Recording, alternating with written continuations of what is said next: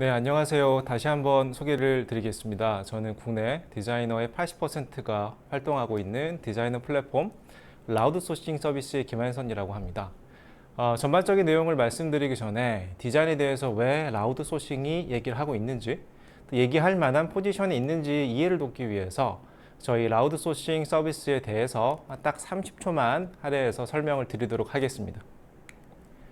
라우드 소싱 서비스는 11년 업력의 서비스로 해당 기간 동안 국내 디자인의 80%인 23만 명이 활동하는 플랫폼으로 성장한 대한민국의 대표 디자이너 플랫폼입니다. 라우드 소싱 서비스는 컨테스트, 매칭, 대행 이 세 가지 방식으로 디자인이 필요한 의뢰자와 디자이너를 연결해 드리고 있습니다.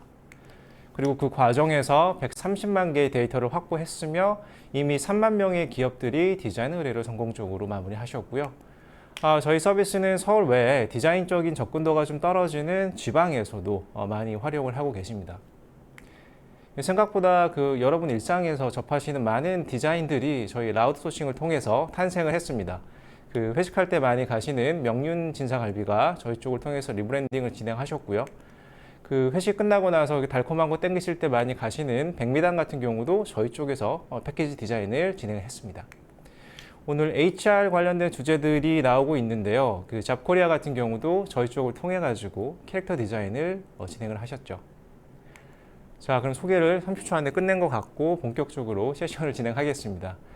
좀 섹터에 따라 차이는 있겠지만 일반적으로 스타트업이라고 하면 다음과 같은 단계를 밟아 나가시는 것 같습니다. 창업자분들은 초기에 아이디어와 함께 비전과 미션을 담은 회사명이나 서비스명 등 네이밍을 어느 정도 생각하시고 창업을 시작을 많이 하시고요. 이후 법인 설립을 하시고 팀 빌딩을 하시면서 본격적으로 디자인에 대한 니즈가 발생하시게 될 겁니다. 가장 단순하게 팀 빌딩을 위한 간단한 페이지를 구성한다고 하더라도 로고 디자인과 배너 디자인이 필요하게 될 텐데요. 좀 더 체계적으로 접근하시고자 하는 분들은 초기에 브랜딩을 같이 고민하시기도 합니다.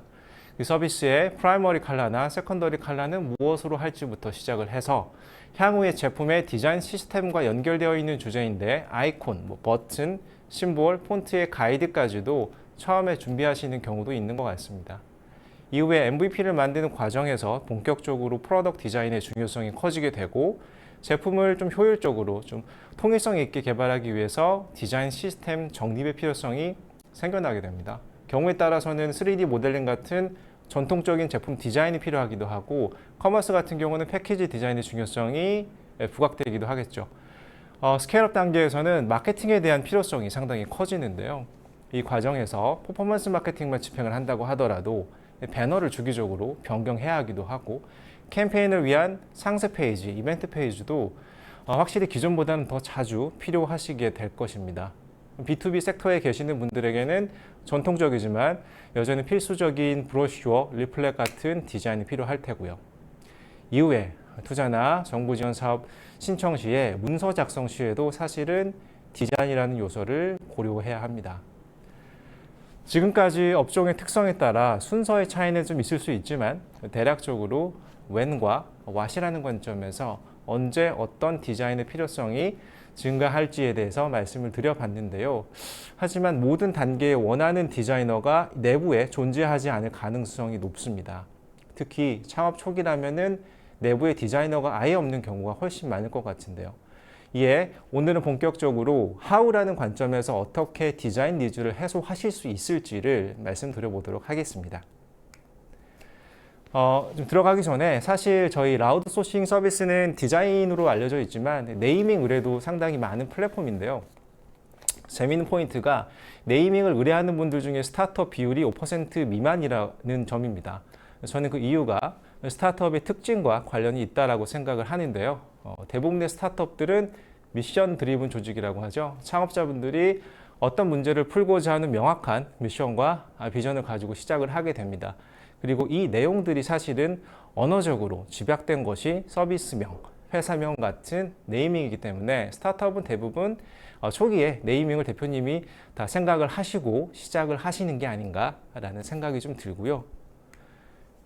인간은 정보의 90%를 시각을 통해서 얻기 때문에 잘 정연된 스타트업의 비전과 미션 등의 어떤 버버를 넘어서서 시각화하는 단계가 필연적으로 이제 본격적으로 시작이 됩니다. CI, BI 같은 심볼과 로고 타입을 제작하는 것뿐만 아니라 우리 서비스의 홈페이지나 랜딩 페이지, 소개 자료, 앞단에 말씀드린 MVP의 프라이머리, 세컨더리 컬러 스킴들, 브랜딩 체계 같은 것들이 필요성이 커지게 되죠. 세부적으로 들어가면은 상당히 다양한 주제들이 있는데 여기서 일일이 말씀드리기는 조금 어려울 것 같고, 저희가 최근에 그 리브랜딩 프로젝트를 진행했는데 브랜딩 관련해서 이런 주제들이 진행이 되어야 한다 정도를 가볍게 말씀드리고자 합니다. 일반적으로 브랜딩 프로젝트를 진행하시면은 첫 번째 딜리버러블스가 CI와 BI의 가이드라인에 대한 게 있을 거고요. 그 다음에 컬러 팔레트를 도출하게 됩니다.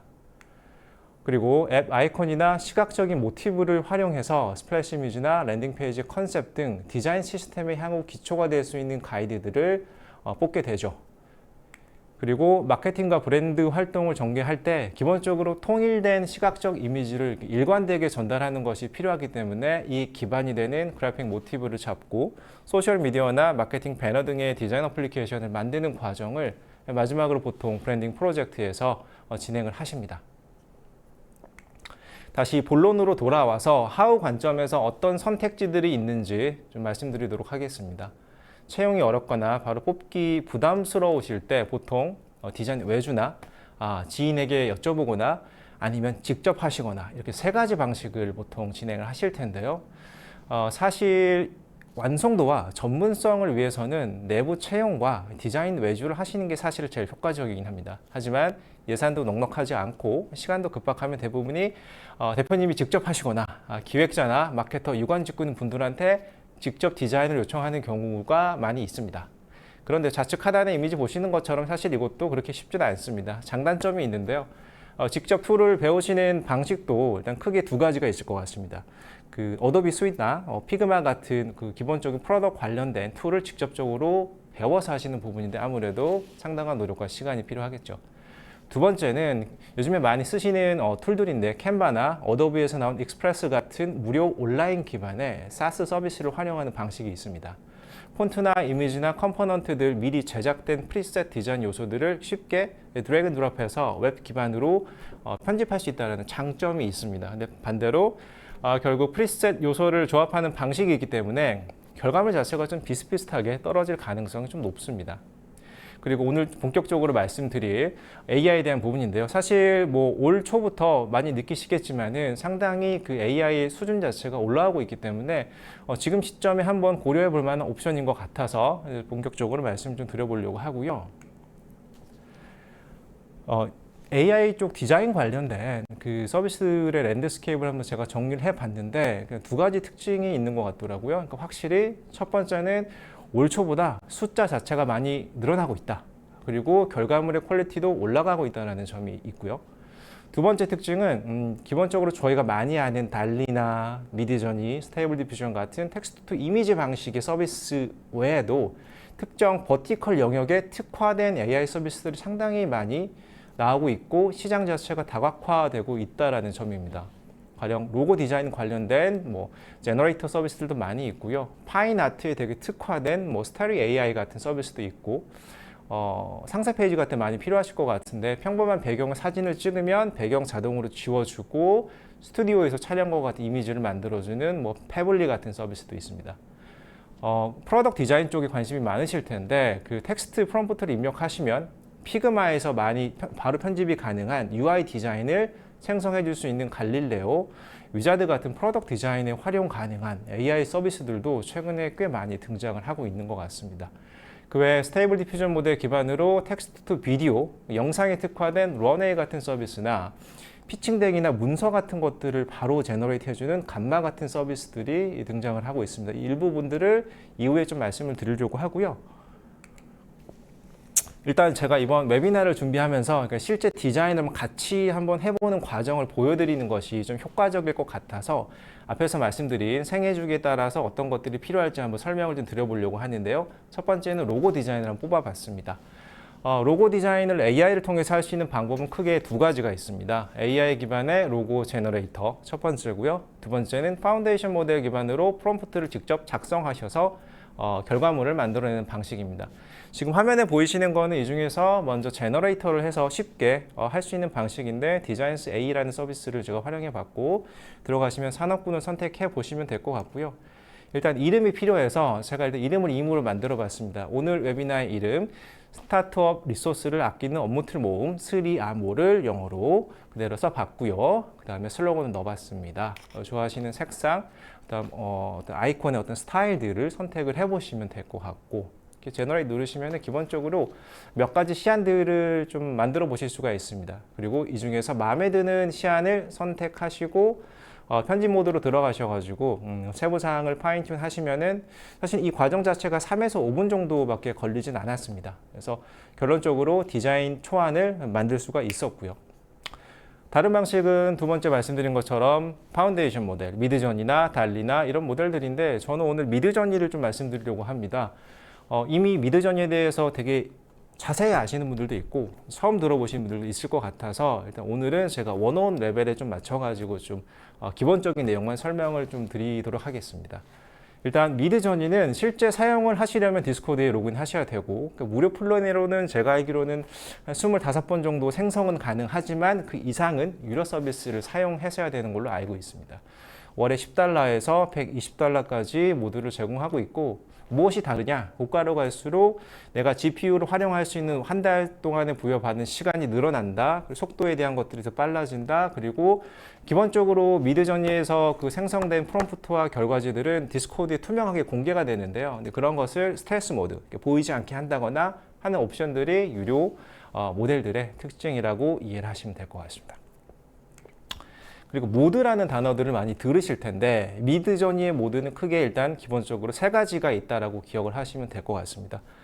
기본 디폴트 모드 버전이 있고요. 벌써 버전이 5.2까지 나온 상태라고 합니다. 니지 버전이라는 게 있는데 처음 들어보셨을 수도 있지만 일본의 애니메이션 스타일로 아니메라 그러나 이런 스타일로 이미지를 변주를 줄 수 있는 모드입니다. 테스트 모드는 현재 개발 중인 모델을 실제로 사용해 볼 수 있고 크리에이티브 파라미터를 좀 추가하셔가지고 좀 더 창의적인 방식으로 변주를 할 수 있게 하는 모드라고 생각을 하시면 됩니다. 일단 미드저니에 로그인을 하시면은 왼쪽에 채널이 보여지시고 우측에 실질적으로 명령어와 프롬프트를 입력하는 창과 그 결과물이 보여지는 화면이 아마 보이실 텐데요. 기본적으로 프롬프트를 입력 우측 하단에 하시면 4개의 이미지가 생성이 됩니다. 보시는 것처럼 우측에 1, 2, 3, 4 이 순서이고요. 그 이미지 하단에 U부터 V까지 이렇게 아이콘들이 보여질 텐데 이 얘기는 U 같은 경우 이미지의 해상도를 올려주는 업스케일 버튼이고 V는 베리에이션, 다른 변주를 만들 수 있는 버튼입니다. 그래서 기본적으로 생성된 4개의 어떤 시안 중에서 업스케일을 할지 몇 번 아이템을 베리에이션 줄지를 클릭하시면 됩니다. 명령어가 상당히 좀 많이 있는데 저는 오늘은 2가지 명령어 기본이 되는 것을 말씀드리려고 합니다. 일단 describe라는 명령어인데요. 잘 아시겠지만 프롬프트를 상세하게 적으면 적을수록 내가 원하는 이미지에 가까워진다라는 얘기는 들어보셨을 것 같아요. 근데 막상 직접 프롬프트를 제로 베이스에서 입력하시려고 보면은 이거 좀 어떻게 작성을 해야 하지? 그래서 그냥 간단하게 키워드를 넣어서 보시면은 퀄리티가 내가 생각했던 거랑은 좀 다른데 약간 이런 생각을 가지실 수가 있어요. 그래서 이때 활용하시면 좋을 명령어, describe라는 명령어를 말씀드릴 텐데 기본적으로 밑에 우측 하단 창에다가 슬래시 describe를 입력하시고 마침 내가 이런 이미지와 유사한 것들을 만들고 싶어 하는 그 이미지가 있다라 그러면 이미지를 업로드 하시면 됩니다. 그러면은 우측 보시는 것처럼 그 이미지를 묘사하는 프롬프트를 4가지 버전으로 얻어보실 수가 있습니다. 제가 앞에서 만든 로고 제너레이터로 만든 3아모 그 이미지를 올렸고요. 실질적으로 오른쪽에 이렇게 4가지 정도의 프롬프트를 얻을 수가 있었습니다. 보통 프롬프트 라이브러리 사이트들도 많이 있긴 한데 저는 이렇게 원하는 이미지를 직접 넣어서 내가 관심 있는 키워드를 좀 아이디어를 얻어보시는 게 더 좋은 것 같다라는 느낌이 있어서 이 부분을 좀 추천해 드리려고 하고요. 두 번째 명령어는 실제 이미지 생성 시 기본이 되는 imagine이라는 명령어입니다. 슬러시 imagine 입력하신 후 3가지 어떤 청크의 어떤 단어들을 입력하실 수가 있는데 첫 번째는 이미지 프롬프트, 마침 내가 원하는 결과물과 비슷한 느낌의 이미지가 있으실 경우 그거를 비슷하게 만들어 주세요라는 목적으로 올리실 수 있고 두 번째 텍스트 프롬프트는 원하는 말 그대로 텍스트로 디테일들을 묘사하는 이런 내용들을 앞에 describe라는 명령어를 활용하셔가지고 작성해 주시면 좋을 것 같습니다. 세 번째 파라미터는 이미지 외적인 이미지의 비율이나 16대 9나 3대 4 비율의 이미지를 뽑는다거나 스타일에 대한 디테일에 대한 프롬프트를 넣으시면 될 것 같습니다. 여기서 한 가지 좀 말씀드리고 싶은 거는 그 미드저니에서는 로고 디자인 중에서 가능한 부분이 있고 한계가 명확한 부분이 좀 나눠져 있습니다. 기본적으로 로고 디자인 하면은 심볼이라는 게 있고요. 텍스트로 구성 이렇게 두 가지로 볼 수가 있는데 텍스트를 생성하는 거는 미드저니에서는 사실은 좀 쉽지는 않습니다. 그 생성형 AI가 만든 이미지를 구별하는 방식 중에 그런 얘기를 좀 들어보셨을 것 같아요. 손가락을 잘 못 그린다 이러면은 생성형 AI가 만든 거다라는 얘기를 들어보셨을 것 같은데 같은 맥락에서 이해를 하시면 될 것 같습니다. 예, 미드저니에서는 심볼의 초안을 얻는 것에 목표를 두시고 활용을 하시는 것을 추천드리고 앞에 소개드린 AI 로고 제너레이터에서 텍스트를 만들어 가지고 나중에 둘을 조합해서 사용하시는 것을 추천드립니다. 여기서는 좀 더 로고 디자인 쪽으로 들어가서 로고 디자인을 뽑기 위한 프롬프트를 어떻게 구성할 수 있을지를 제가 좀 생각을 해서 좀 만들어 봤는데 기본적으로 이미진 입력하시고 그 다음에는 로고에 대한 타입을 입력해 보시면 좋을 것 같습니다. 타입이라고 하면은 일반적으로 레터 마크의 형태, 엠블렘, 마스코트 같은 것들이 해당이 될 것 같습니다. 그리고 심볼을 구성한 특별한 이미지가 있을 경우 특별한 오브젝에 대한 걸 설명해 주시고 스타일을 적어 주십시오. 스타일 같은 경우는 보통 로고는 되게 심플하고 미니멀한 것들이 있기 때문에 그런 것들을 좀 넣어 주시면 될 것 같고 특정 디자이너의 어떤 작품 스타일을 하고 싶다. 디자이너 이름 마지막으로 파라미터를 입력해 보시면 될 것 같고요.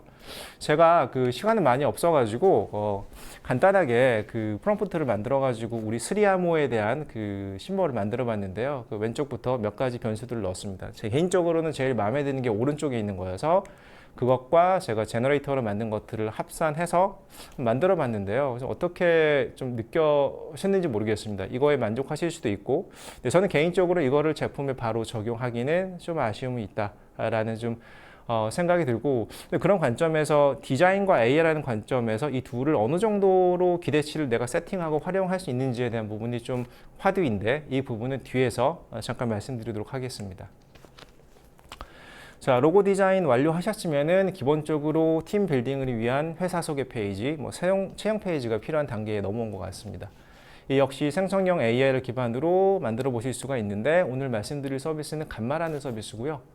일단 제가 간단하게 그 입력 필드에 커리어 페이지라고만 입력을 했고 이거 기반으로 목차가 자동으로 생성이 됩니다. 그래서 저는 이 목차가 마음에 들어가지고 그대로 제너레이트를 해봤고요. 제너레이터 하시면은 실제로 목차 레이아웃, 그 다음에 더미 데이터들이지만 그렇다고 너무 이상한 내용은 아닌 일반적인 내용들로 채워져 있는 페이지들이 나오게 됩니다. 그리고 이 모든 내용은 당연히 이미지와 텍스트를 편집 가능하게 별도로 작업을 하실 수가 있습니다. 보통 브랜딩에 대해서 앞에서 말씀드렸지만은 기본적으로 몇 가지 결과물 중에서 컬러 팔레트라는 게 사실은 좀 중요한 부분인데요. 사실은 이게 중요한 이유가 나중에 앱이나 웹을 만들 때 기반이 되는 거기 때문에 신중한 선택이 초기에 필요합니다.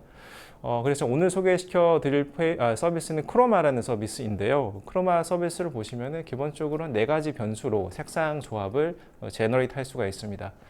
저희가 보통 컬러 스킴 하면은 프라이머리 컬러와 세컨더리 컬러 이렇게 2개 조합을 기본으로 뽑아야 되는데 마침 크로마는 딱 2개씩 조합을 추천해주고 있어가지고 제가 오늘 가져와 봤습니다. 그리고 크로마는 현재 무료고 2가지 색상 조합을 무제한으로 계속 볼 수 있다는 측면에서 한번 활용해 보시면 좋을 것 같다라는 생각이 좀 들었고요.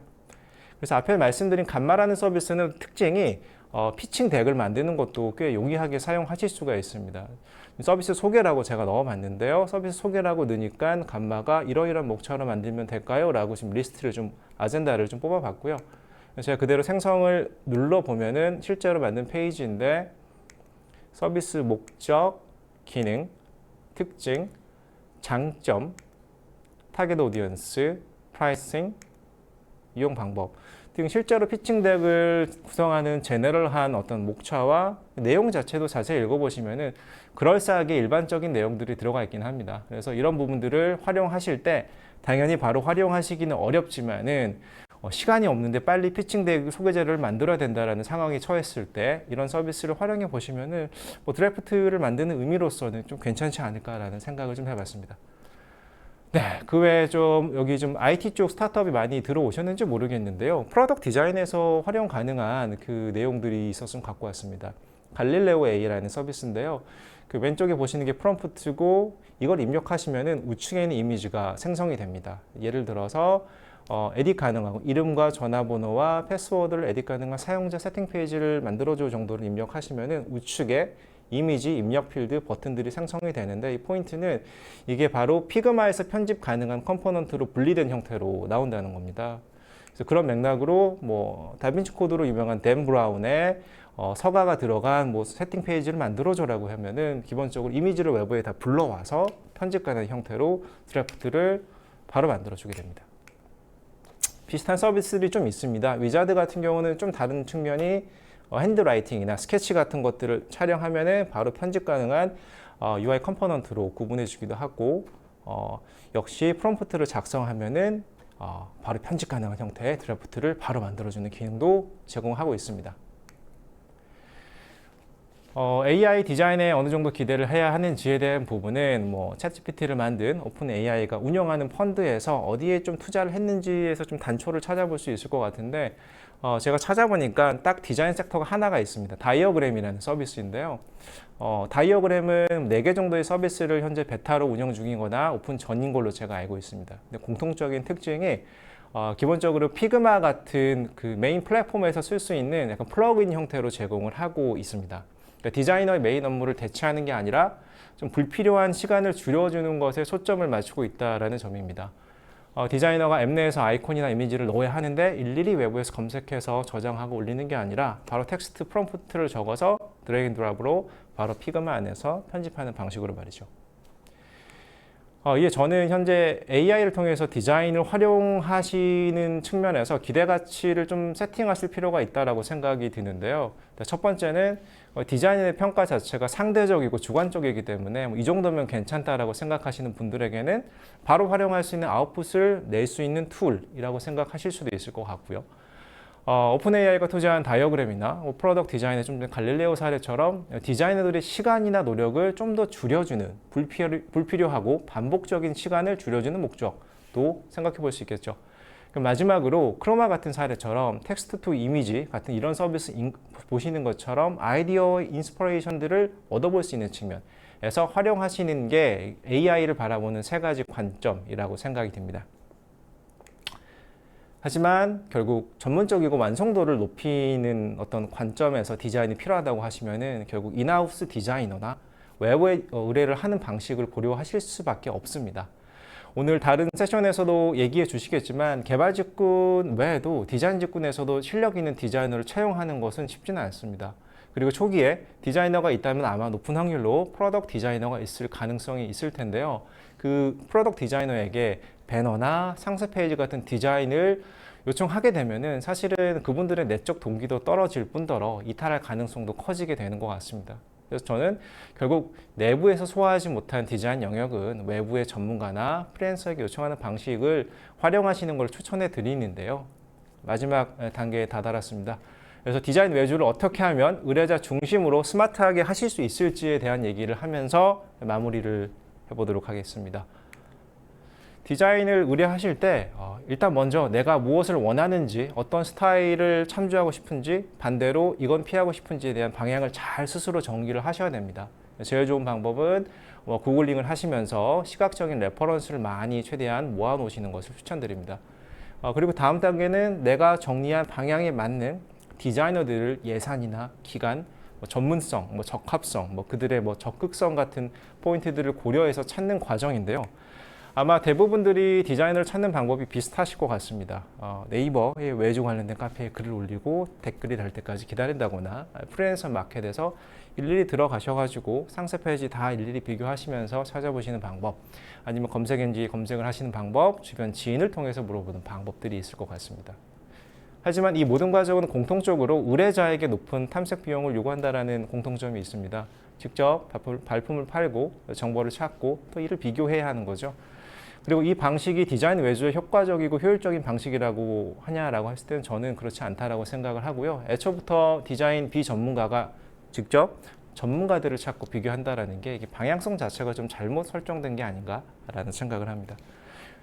예, 저희 라우드 소싱에서는 100% 의뢰자 중심으로 설계된 디자이너 매칭 방식을 지난달 오픈했습니다. 의뢰자를 찾기 위해서 직접 찾아 헤매실 필요 없이 요청사항을 10초 만에 간단하게 선택을 하시면은 저희 130만 개 디자인 데이터 기반으로 가장 적합한 디자이너들을 추천해 드리고 동시에 국내 80% 디자이너에게 해당 의뢰를 바로 알려서 관심 있는 다수의 디자이너로부터 견적서를 받아보시고 결정하실 수 있는 방법입니다. 네, 마지막 장표인데요. 오늘 세션 자료는 향후에 별도로 파일을 전달해 드릴 예정입니다. 앞에서 말씀드린 AI 랜드스케이프 서비스를 보시면은 실제 해당 필드의 대표적인 서비스들을 제가 좀 정리를 해 두었으니까 한번 실질적으로 한번 활용해 보시면서 참조를 하시면 될 것 같고요. 다만 직접 하시는 것보다 완성도가 높고 전문적인 결과물이 필요하시다면은 저희 의뢰자 중심으로 설계된 라우드 소싱 서비스 디자인 매칭 방식을 한번 활용해 보시는 걸 추천드립니다. 그럼 저는 여기서 세션에 대한 내용은 마무리하고요.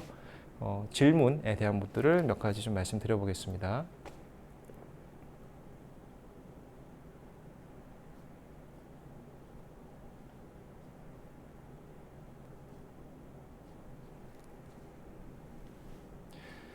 네, AI 활용 시 이미지의 저작권에 대한 부분을 질문 주셨는데요. 저도 이 질문을 사전에 받고 좀 궁금해서 좀 찾아봤습니다. 기본적으로 AI에 대한 것들은 사용하는 것과 저작권을 좀 나눠서 좀 설명을 드리려고 하는데요. 결론적으로 사용하셔도 됩니다. 실제로 미드전이나 달리 같은 서비스들을 보시면은 상업적으로 사용할 수 있다라고 명시가 되어 있습니다. 두 번째, 저작권의 보호를 받느냐라는 질문에 대한 답변은 그렇지 않다라고 답변을 드려야 될 것 같습니다. 한 가지 예시를 들어보자면은 코끼리가 그린 그림을 저희가 저작권을 주장할 수 있을까요?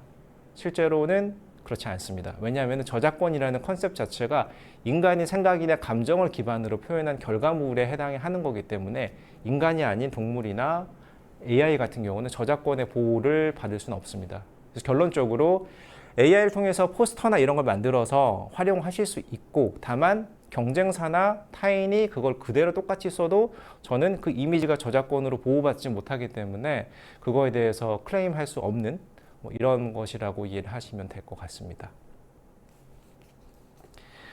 네, 나머지 부분들은 제가 피칭덱 안에서 사례에 대한 것들은 좀 많이 말씀드려가지고 마지막 하나 정도만 말씀드리고 마무리하려고 하는데요. 패션 관련된 카테고리는 아직 없는 것 같은데 추가 예정이 있으신가요? 네, 추가 예정이 있고요. 현재 준비를 하고 있으니까 많은 기대 부탁드리겠습니다. 예, 그러면은 이제 저의 세션을 일단 저기서 마무리하도록 하고 긴 시간 들여서 감사드립니다.